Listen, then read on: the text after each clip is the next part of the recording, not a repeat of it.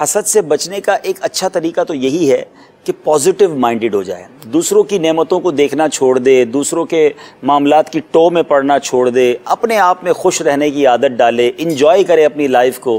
खामा-खाई की टेंशन पाल लेते हैं, दूसरे को देख के तकलीफ होना शुरू हो जाती है।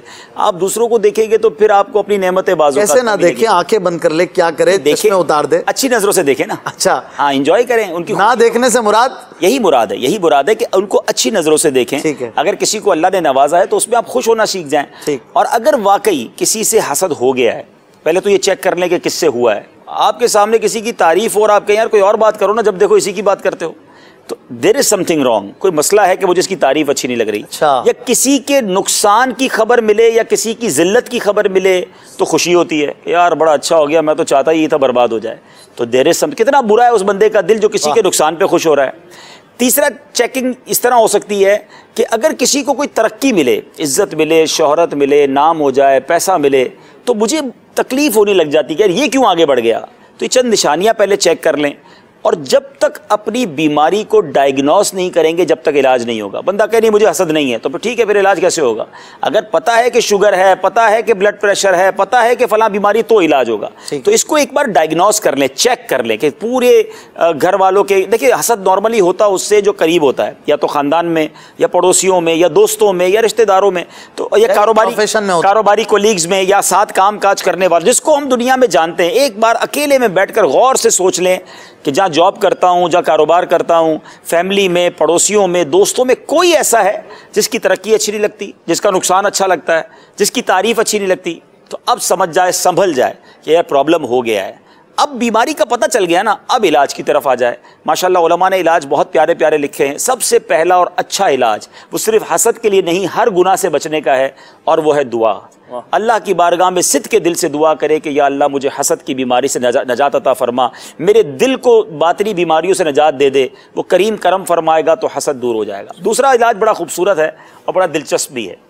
वो ये है कि जिससे हसद हो गया है, पहले पता चल गया कि फलां बंदे से हसद है, अब उसके हक में दुआ करना शुरू कर। यानी मिसाल के तौर पे किसी की आवाज़ से हसद हो गया है, किसी की खूबसूरती से हसद हो गया है, किसी की दौलत से हसद हो गया, वही दुआ करे कि या अल्लाह उसकी दौलत में और बरकत दे। अच्छा। या अल्लाह उसकी शोहरत में और। अच्छा, ये बहुत डिफिकल्ट है। बिल्कुल। बंदा कहे जो अच्छा नहीं लगता, तकलीफ ही उसकी दौलत से है और उसी की दौलत की तरक्की की।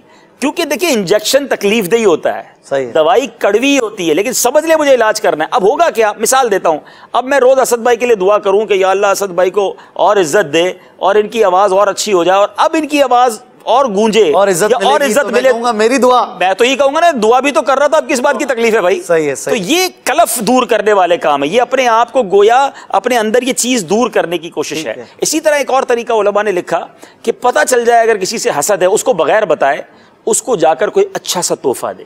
अच्छा। उसको गिफ्ट दे और उससे अच्छे अंदाज में गर्मजोशी के साथ मुलाकात करे। तहादौ तहाबू, तुम तोहफा दो तुम्हें तो मोहब्बत बढ़ेगी। तो अब तोहफा देकर मोहब्बत बढ़ा ले इंशाअल्लाह। ये आहिस्ता आहिस्ता दिल से जो जंग है, ये हसद का तोहफा देना, उसके पास जा देखे ना, वही मैंने कहा नहीं हो जाएगा, ये तो तसन्नु हो जाएगा। क्यों हो जाएगा, देखे ना, बीमार बंदा कहे यार बीमार दवाई क्यों खाता है भाई, ये दवाई समझे ना कि ये मेरे लिए जरूरी है। देखें एक बात समझ लें, जिससे हसद हो गया उसका कोई प्रॉब्लम नहीं है, प्रॉब्लम उसको है जिसको हसद हो गया है। फंसा हुआ वो है, वो थोड़ी है। उसके तो शायद गुनाह भी माफ हो रहे होंगे अगर उसकी कीमत हो रही है। मुझे ये पता चल जाए कि यार फला पर्टिकुलर बंदे से मुझे हसद है ना, अब मैंने इसको निकालना है। क्योंकि सरवरे कायनात अलैहिस्सलाम की हदीस पाक है कि ईमान को मूड देने वाली बीमारी हसद है। ईमान को इस तरह हसद बर्बाद करता है जिस तरह सिरका जो है वो शहद को बर्बाद करता है, एलवा जो है वो शहद को बर्बाद करता है। यानी ईमान बर्बाद करने वाली बीमारी में पाल के बैठा हूं।